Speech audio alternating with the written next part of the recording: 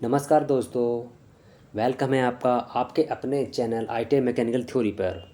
तो और हम आपको करा रहे हैं यहाँ पर mechanical theory Turner fitter machinist से। जो भी बच्चे ITI कर रहे हैं वो हमारे चैनल पर अपनी थ्योरी कंप्लीट कर सकते हैं। तो हमने आपको 2 चैप्टर करा दिए हैं, सेफ्टी का और आपका माप और माप लेने वाले टूल का। तो माप और माप लेने वाले टूल में हमने कुछ क्वेश्चन बनाए हैं, कुछ टॉपिक से जो सूचा मापी यंत्र है उससे बनाए हैं आपके लिए। तो आज हम आपको 100 क्वेश्चन कराने वाले हैं। इससे अलग जो क्वेश्चन भी बनेंगे, टोटल जो भी बनते हैं सब कराएंगे धीरे धीरे। पहले आज आपको हम कराएंगे आपके 100 क्वेश्चंस। तो चलिए आज की वीडियो शुरू करते हैं और बताते हैं सूचना मापी यंत्र के आपके टॉप 100 क्वेश्चन कौन कौन से आते हैं आपके एग्ज़ाम में और किस तरह आपसे पूछता है। देखिए, नंबर 1, यूनिवर्सल प्रोटेक्टर का सिद्धांत किसके समान होता है? आंसर आपको 2 दिए गए हैं, vernier bevel protractor, depth micrometer, dial test indicator और फिक्स्ड गेज।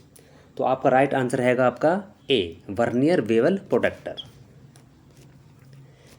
अगला क्वेश्चन देखिए आप, किसी 90 डिग्री से कम कोण को कहते हैं अधिक कोण, न्यून कोण, समकोण या कोई नहीं?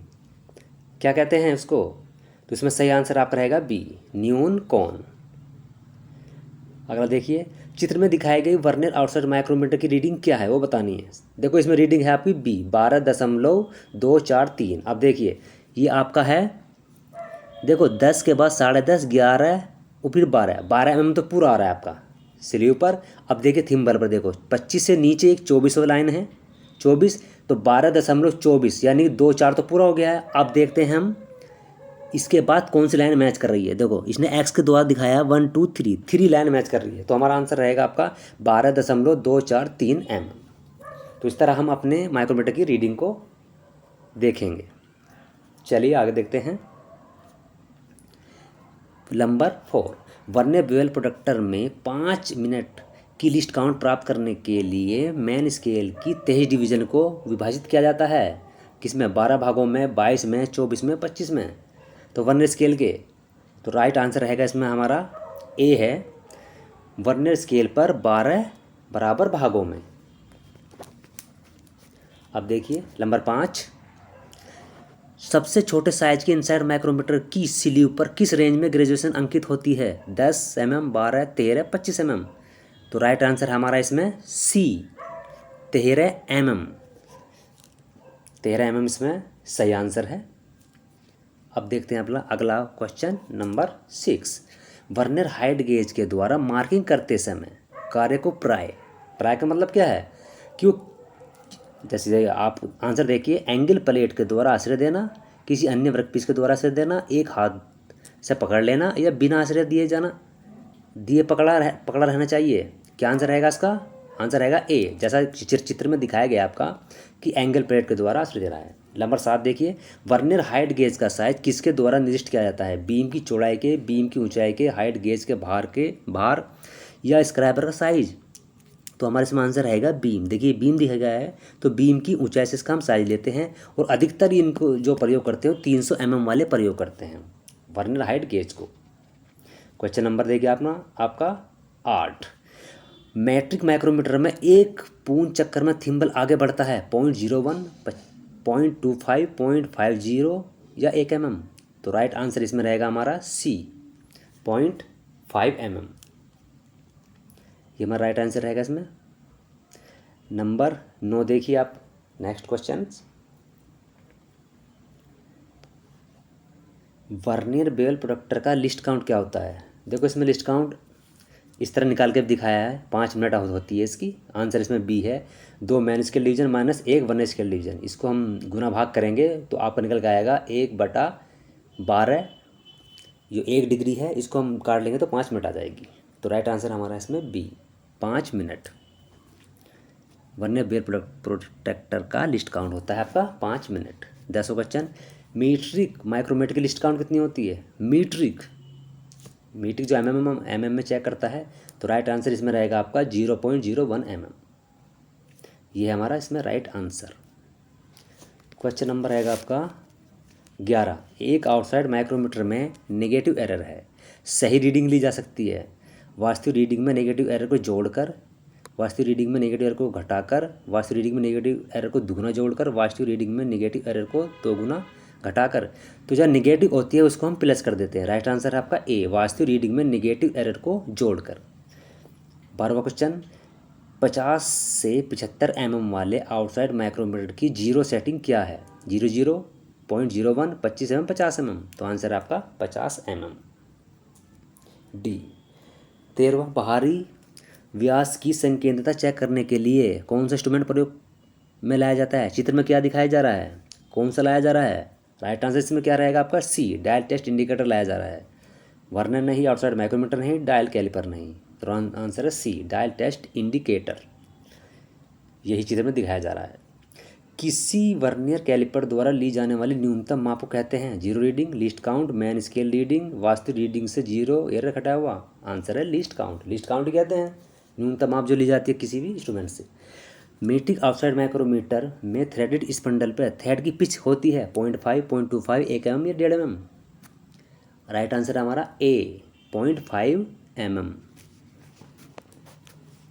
क्वेश्चन नंबर 16 देखते हैं। माइक्रोमीटर में जीरो एरर का अभिप्राय क्या होता है? जीरो एरर स्पंडल और एनविल के बीच, देखो इसमें चित्र दिखाया गया है, इस देखो मेजरिंग फेस दोनों मिले हुए होने चाहिए इसके लिए, और जो जीरो ऑफ थिम्बल, थिम्बल की जीरो है जो है वो डेटम लाइन से ऊपर या नीचे होनी चाहिए, ऊपर या नीचे होनी चाहिए, ये तीनों चीज़ें होनी चाहिए, तभी होती है हमारी जीरो एरर।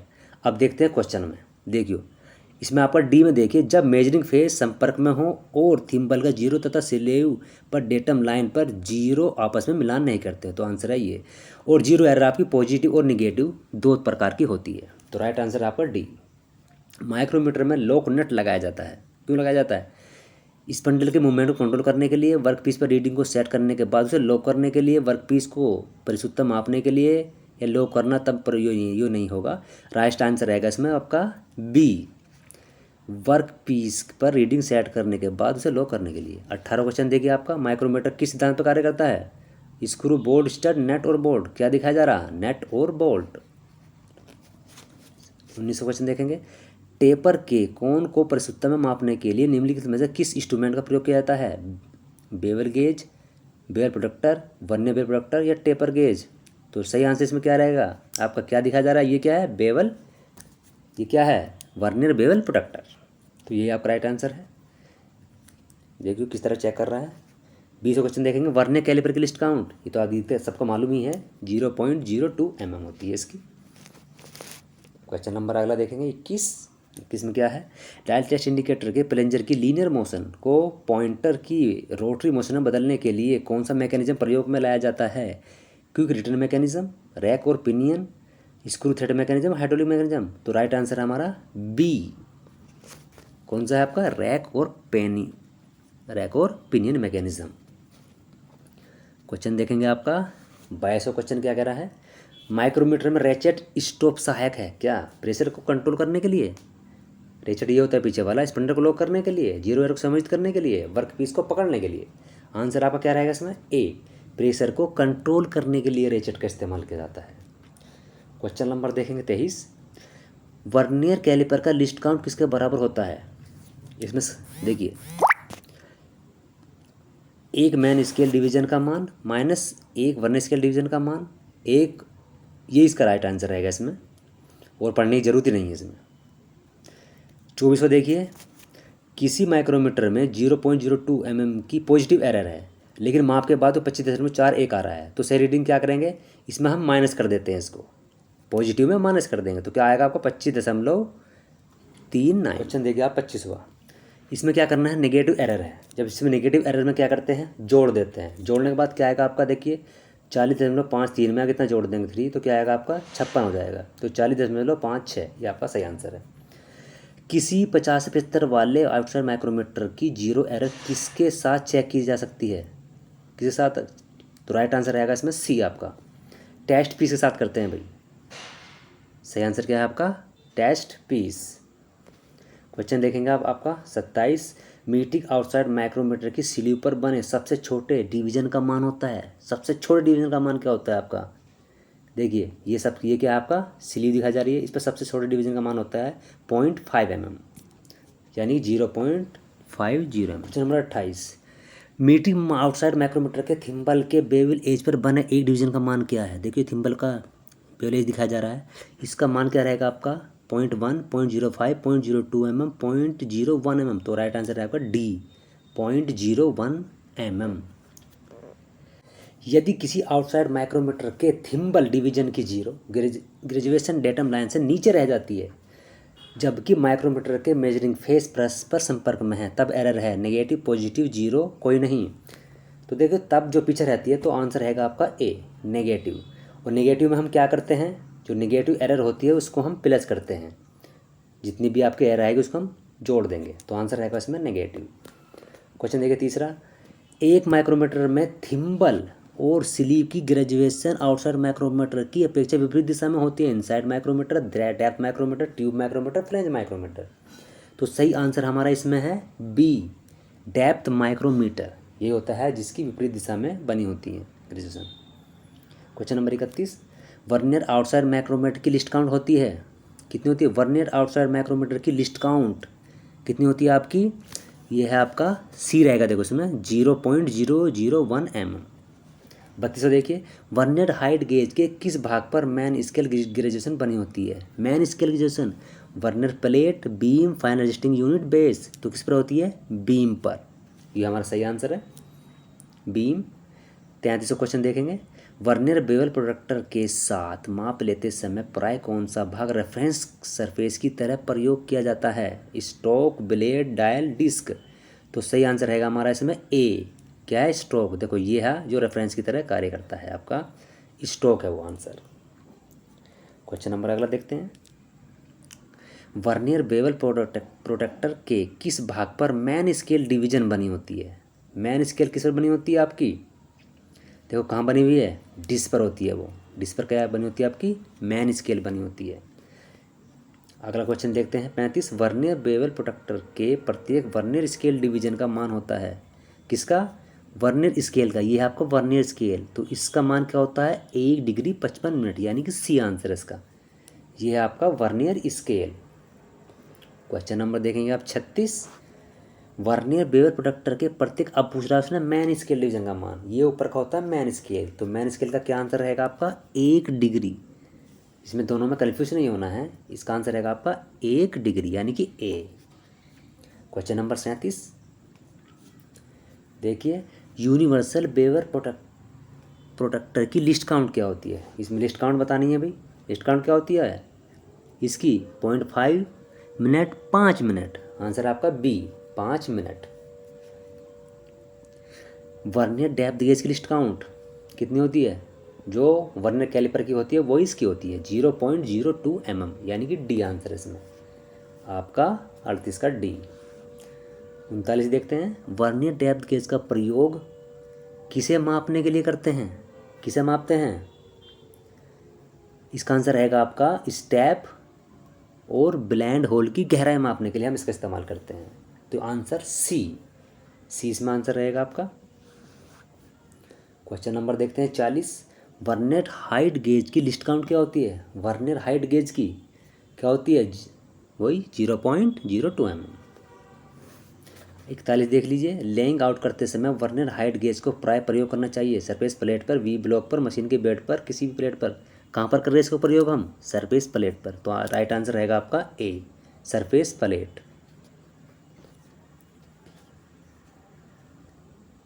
माइक्रोमीटर के साथ कौन से लॉक नट उपलब्ध कराए जाते हैं? रिंग टाइप, लीवर टाइप, दोनों या कोई नहीं? तो राइट आंसर है इसमें सी दोनों।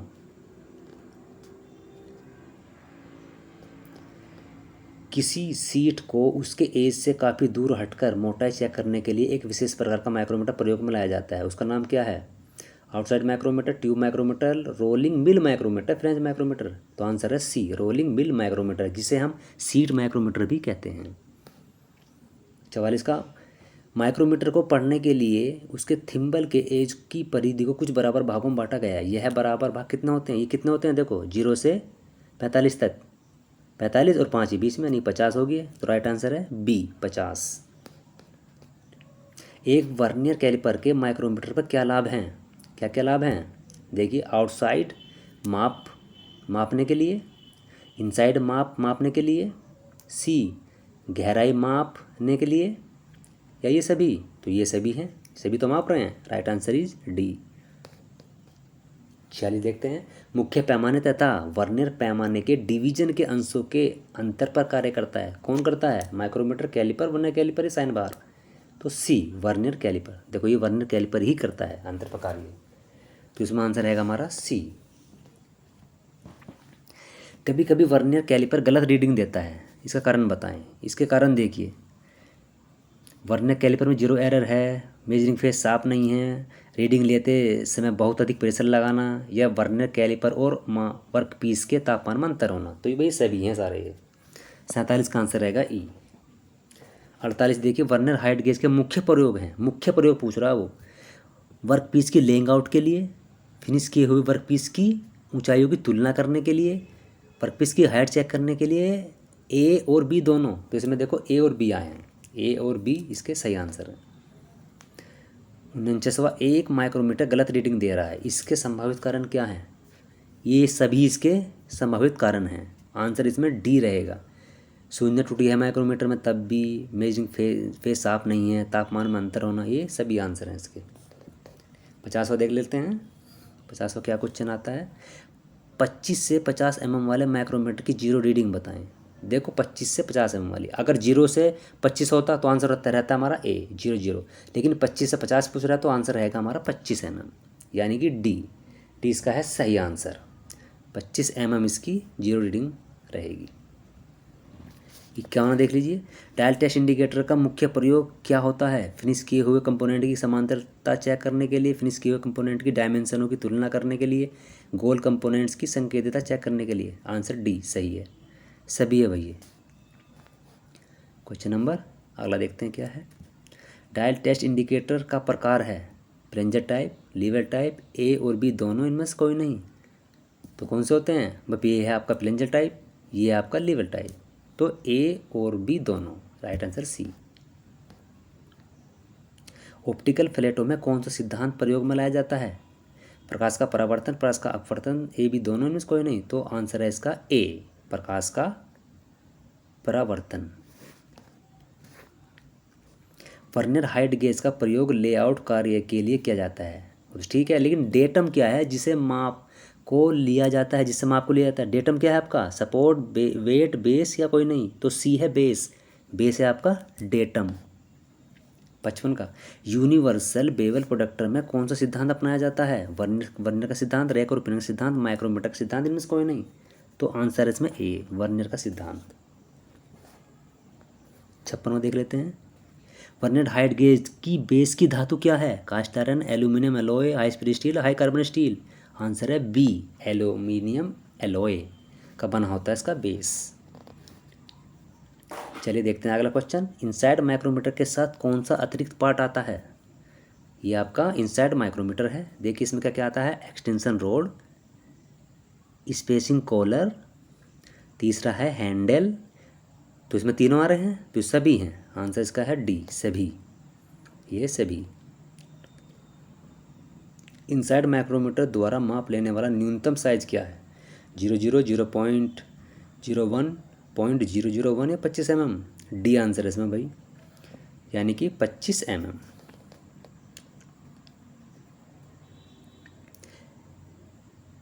इसमें बताना है कि किस साइज़ का स्पेसिंग कूलर आता है 25 से 50 mm वाले में। तो राइट आंसर रहेगा इसमें सी, 12 mm, 12 mm का आता है।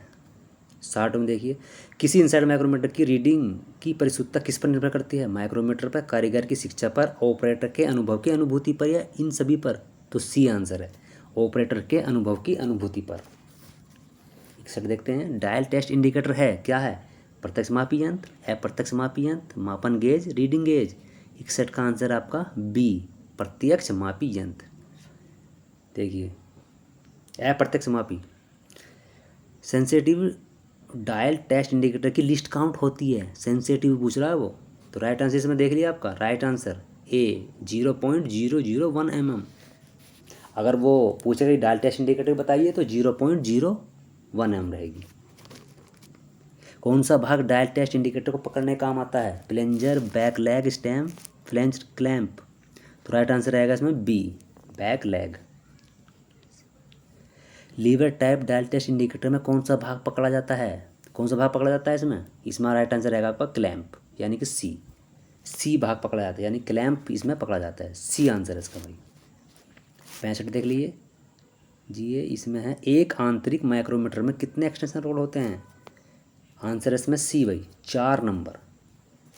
2 नंबर, 3 नंबर, 4 नंबर, 5 नंबर, यानी दो इसमें है 4 नंबर। आंतरिक माइक्रोमीटर के बैरल को एडजस्ट कर सकते हैं 10, 11, 12, 13 mm, तो 13 mm कर सकते हैं आंतरिक माइक्रोमीटर के।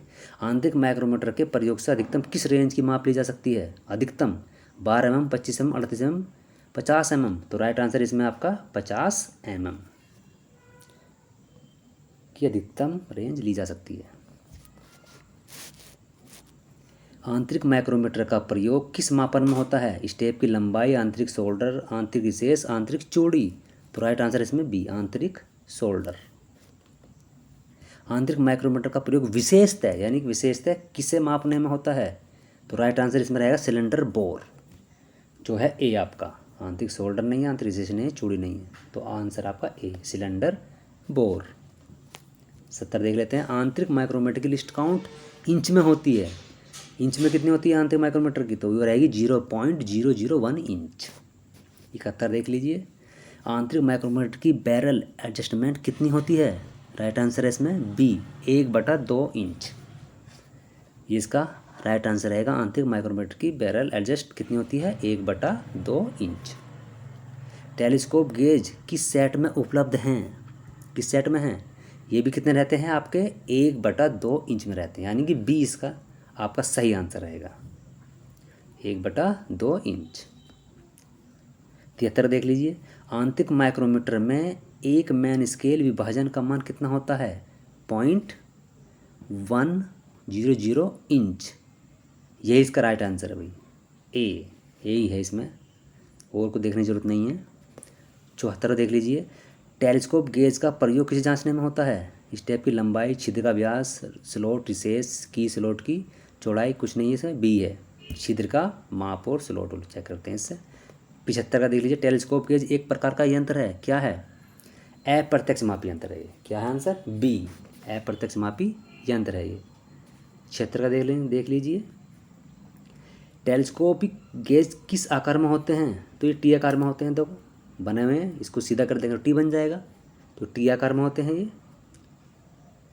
आप देखेंगे 77। टेलीस्कोप गेज कितने नंबर के सेट में उपलब्ध हैं? कितने हैं ये? 5 नंबर है, तो आंसर है सी, 5 नंबर, यही हमारा है सही आंसर इसमें। 78 देखिए। टेलीस्कोप गेज किस माप के छिद्र माप सकते हैं? देखिए नंबर 1 से 5 तक, 12.5 से एंड है आपका 152.4, यानी डी हमारा है राइट आंसर।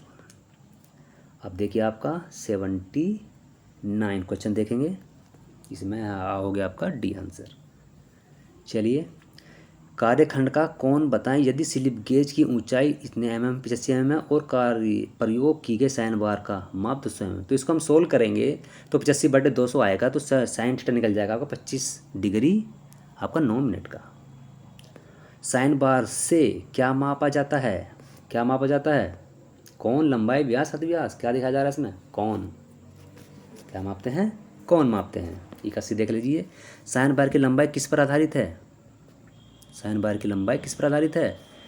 वो होती है आपकी दोनों रोलरों के केंद्र के बीच की दूरी पर। केंद्र के बीच की दूरी पर ध्यान रखना, कहीं पर नहीं, केंद्र के बीच की दूरी पर, यानी कि बी इसका सही आंसर है। निश्चित ऊंचाई पर टेपर का बड़ा व्यास जानने का सूत्र क्या है इसमें? देखिए इसका आंसर रहेगा आपका सी, H = S-2S+R, ये आपका बड़ा व्यास जानने का सूत्र है। रोलर के इसमें छोटा व्यास जानने का सूत्र बताना है, वह आपका है बी, D = Y-2S+R, ये आपका छोटा व्यास जानने का सूत्र है।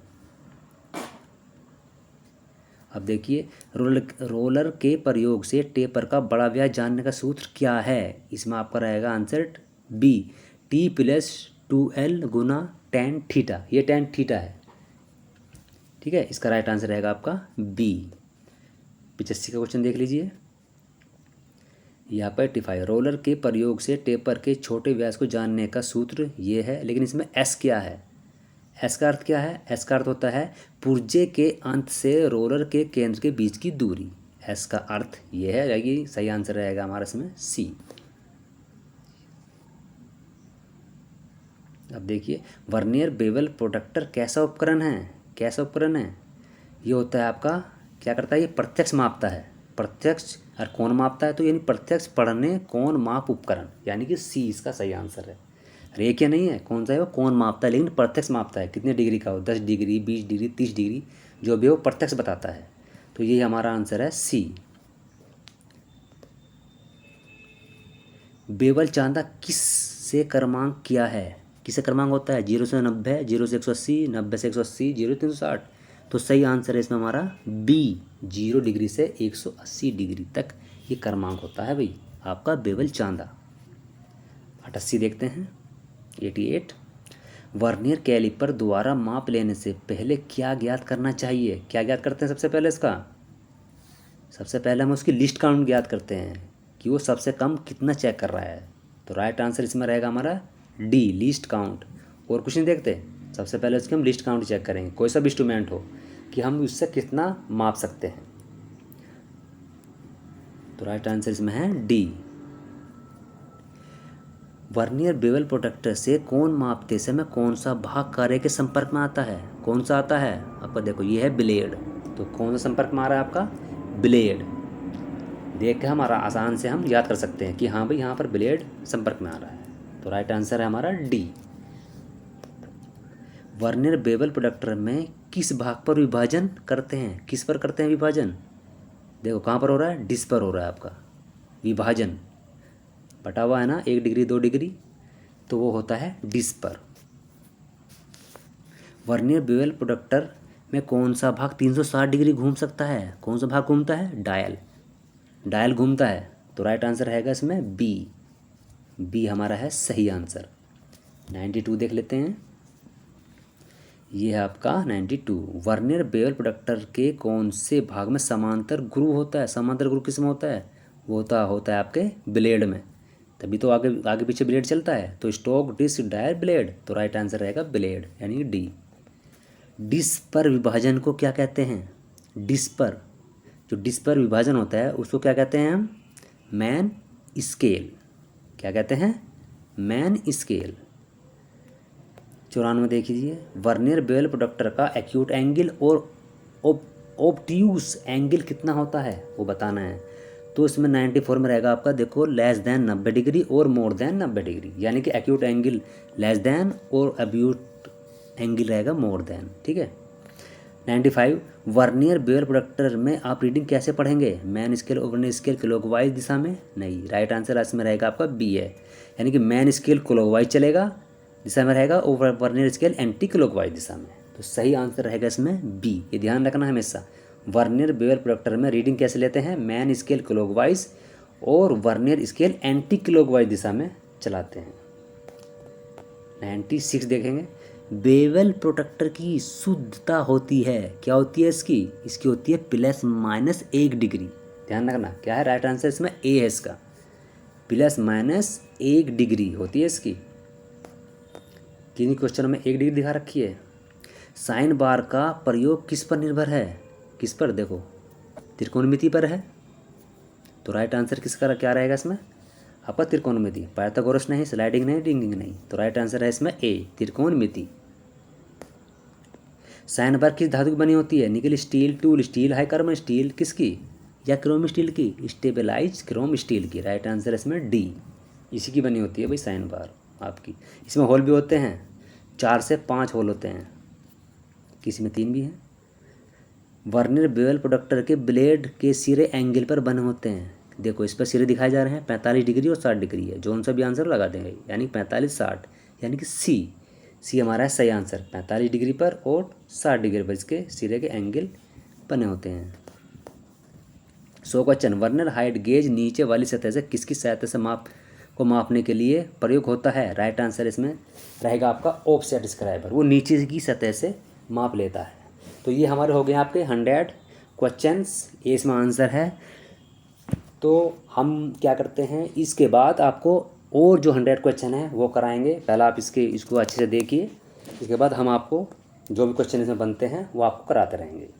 थैंक यू फॉर वॉचिंग, देखने के लिए धन्यवाद। मिलते हैं आपको एक नए वीडियो में नए क्वेश्चन के साथ। Thank you.